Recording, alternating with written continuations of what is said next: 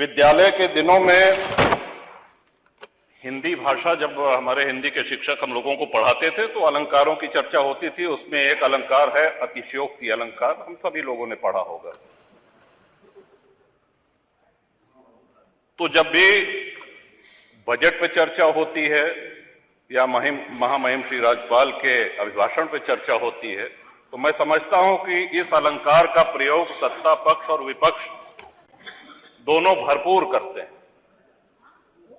और मैं ये कहना चाहता हूं कि सरकारें न इतनी अच्छी होती हैं जितना सत्ता पक्ष कहता है, और सरकारें न इतनी बुरी होती हैं जितना विपक्ष बताता है। और हम यहां जो भी बोलते हैं वो हमारे भाग्य विधाता जनता जनार्दन वो बाहर सुनती है, उसका आकलन करती है। हम यहां कितनी भी लच्छेदार भाषा में पक्ष या विपक्ष में कुछ भी कह लें, जाना हमको वही है, वही है, उन्हीं के पास जाना है और फैसला भी उन्हीं का मानना पड़ेगा। श्रीमान, सड़क, बिजली, पानी ये ऐसी चीजें हैं जो हम सभी के जीवन से जुड़ी हुई हैं। भारत गांवों का देश है, भारत की आत्मा गांवों में बसती है। हम सभी लोग इस उक्ति को, इस सिद्धांत को मानते हुए आए। एक्सप्रेसवेज बन रहे हैं, एक्सप्रेसवेज बनने के नए नए कीर्तिमान स्थापित किए जा रहे हैं। अच्छी बात है, होने चाहिए। हर विकासशील देश में देखने में भी अच्छी लगती हैं, यात्रा का समय भी कम होता है।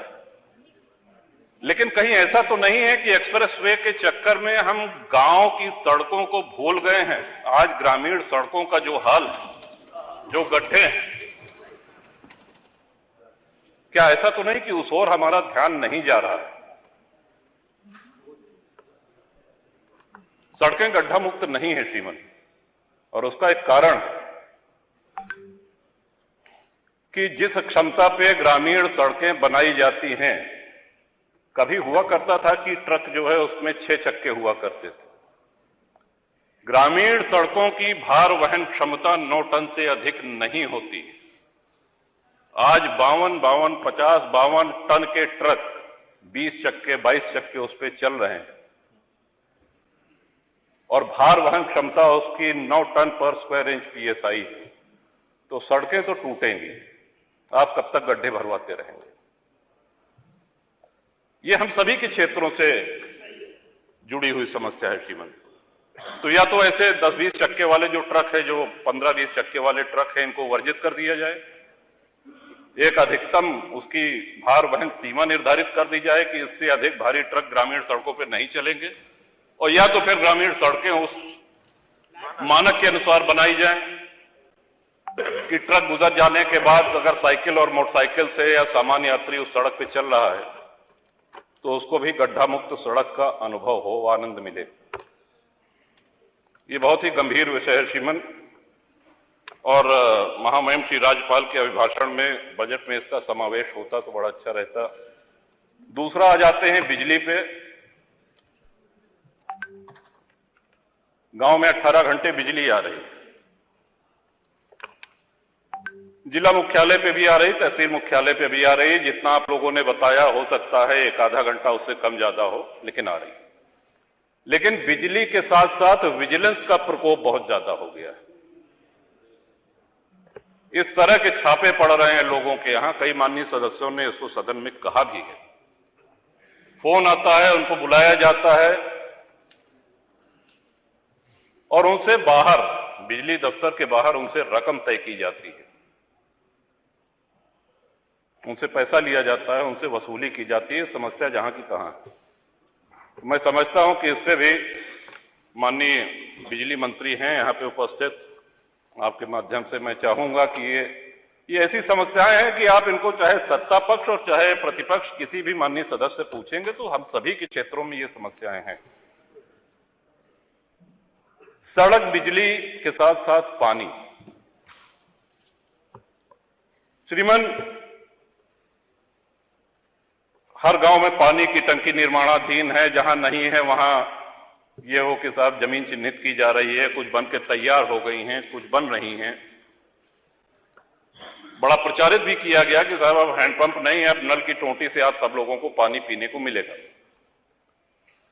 हम भी जानते हैं और यहां बैठे हुए सभी माननीय सदस्य भी इस बात से सहमत होंगे कि नल की टोंटी से गांव-गांव, घर-घर पानी नहीं पहुंचाया जा सकता, और अगर पहुंचाया भी जा सकता है तो कम से कम उसमें 10 वर्ष लग जाएंगे।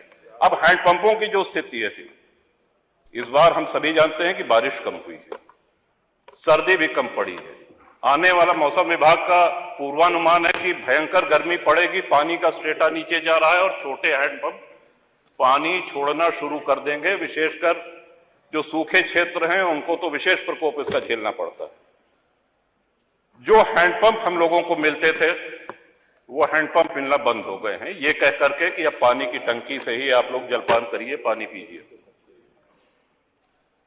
जो इंडिया मार्क II हैंडपंप खराब हो गए हैं, ध्वस्त हो गए हैं, उनको रिबोर करने के लिए जो प्लान थे, कोई भी इंडिया मार्क का हैंडपंप रिबोर नहीं हो रहा है,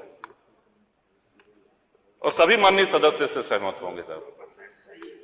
तो आपके माध्यम से सरकार से मेरा अनुरोध है कि जब तक घर घर टोंटी का नल, पानी की टोंटी नहीं लग जाती है, तब तक ये सुनिश्चित कराएं कि India mark handpump, India II mark का हैंडपंप जो हम लोगों को मिलता था वो यथावत मिलता रहे। पानी की किल्लत और पानी की हाहाकार जो मचने वाली है आने वाले दिनों में, उसके पहले आपका ध्यान आकर्षण, इस माननीय सदन का ध्यान आकर्षण इधर कराना चाहता हूं। और ये बहुत ही जटिल समस्या आने वाले अप्रैल से शुरू होकर के मई, जून, जुलाई आदि महीने में होगी। इसके साथ ही श्रीमंत सदन का चलना, यह भी एक बड़ा महत्वपूर्ण विषय है, और ये हमारा बहुत बड़ा सौभाग्य है कि 30 वर्ष इस सदन में हो गए हैं और बहुत से महानुभावों के साथ काम करने का, उनके साथ यहां बैठने का अवसर मिला है। और हमसे भी बहुत वरिष्ठ यहां पे सदस्य जिनसे मैं सीखता हूं, आदरणीय खन्ना जी हैं, आदरणीय अवधेश जी हैं, रमापति शास्त्री जी हैं, माता प्रसाद पांडे जी हैं, तमाम ऐसे सदस्य। लेकिन क्या आपको ऐसा नहीं लगता कि भाषण का जो स्तर था उसमें बहुत गिरावट आई है? और उसका कारण यह है कि जब हाउस नहीं चलेगा, सदन नहीं चलेगा, तो नए माननीय सदस्यों को बोलने का अभ्यास नहीं रह जाएगा। जब भी ये बात आती है कि साहब सदन चलना चाहिए, क्योंकि ये स्पष्ट लिखा गया है कि वर्ष में अपरिहार्य स्थितियों को छोड़ करके 90 दिन सदन का संचालन आवश्यक है। लेकिन दुख इस बात का है, चाहे जो दल सत्ता में रहे, जब इसकी चर्चा होती तो बहस इस पे होने लगती है कि साहब आपके समय में 19 दिन चला था, मैंने 20 दिन चलाया, या आपके समय में 20 दिन चला तो मैंने 21 दिन चलाया, और चर्चा यहीं पे हो हल्ला होकर के समाप्त हो जाती है। ये रिकॉर्ड तो बताया जाता है कि सबसे कम किसने चलाया, दूसरे नंबर पे कौन था, ऐसा भी हुआ कि इतने दिन सदन चला, इतने दिन। क्या कभी हमने ये जानने का प्रयास किया कि जब हमारा देश आजाद हुआ था तो कितने दिन सदन चला था, या जब से ये सदन चलना शुरू हुआ है एक वर्ष में अधिक से अधिक सबसे ज्यादा किस वर्ष चला है, और क्यों ना उस रिकॉर्ड को हम लोग तोड़ें। सदन से बचना कैसे? सदन के माध्यम से ही तो हम लोग अपनी बात कहते हैं, सदन के माध्यम से ही जन समस्याओं का निराकरण होता है, उनका निवारण होता है, लोकतंत्र मजबूत होता है। ये लोकतंत्र की आत्मा है। आत्मा को जितना मजबूत करेंगे उतना हम सभी लोग पुष्पित पल्लवित होंगे इस लोकतंत्र में। इसके साथ ही मैं ये भी कहना चाहूंगा श्रीमान कि आए दिन माननीय विधायकों के ऊपर मुकदमे कायम हो रहे हैं, और अक्सर धरना प्रदर्शन, यहां पे जो लोग भी बैठे हैं, किसी के दल और किसी के व्यक्तिगत, उनके सार्वजनिक जीवन में कभी ऐसा अवसर ना आया होगा कि उन्होंने धरना प्रदर्शन न किया हो। और जब तक लोकतंत्र रहेगा तब तक ये होता रहेगा। तोड़फोड़ की उससे हम सहमत नहीं हैं, हम हिंसा से भी सहमत नहीं हैं। लेकिन बहुत से ऐसे माननीय विधायक हैं जिनके ऊपर धरना प्रदर्शन, शांतिपूर्ण धरना प्रदर्शन के कारण मुकदमे कायम हुए हैं और आज भी हैं। उनको एमपी एमएलए कोर्ट जाना पड़ रहा है। कई बार ऐसा भी हुआ कि धरना प्रदर्शन में दूसरे अराजक तत्व आकर के हिंसा फैला देते हैं और झेलना विधायक जी को पड़ता है। एक अलग से अदालत गठित है, वहां जाना पड़ता है, वहां पे उनकी पेशी होती है और पूरा मुकदमा झेलना पड़ता है। तो ये तलवार जो लटकी रहती है माननीय विधायकों के ऊपर कि कब अदालत सजा कर दे। अभी कल भी एक माननीय सदस्य को न्यायालय ने दंड दिया, सौभाग्य से 2 वर्ष से कम अवधि की। तो सभी जनप्रतिनिधियों को प्रतिरोध कौन करेगा, आवाज कौन उठाएगा?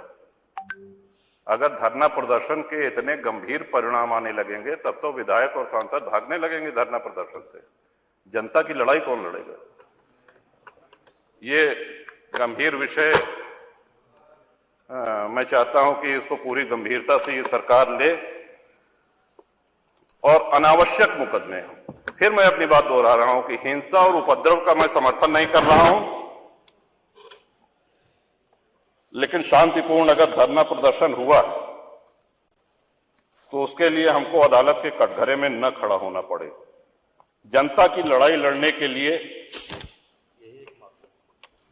हमको मुकदमे न झेलने पड़े।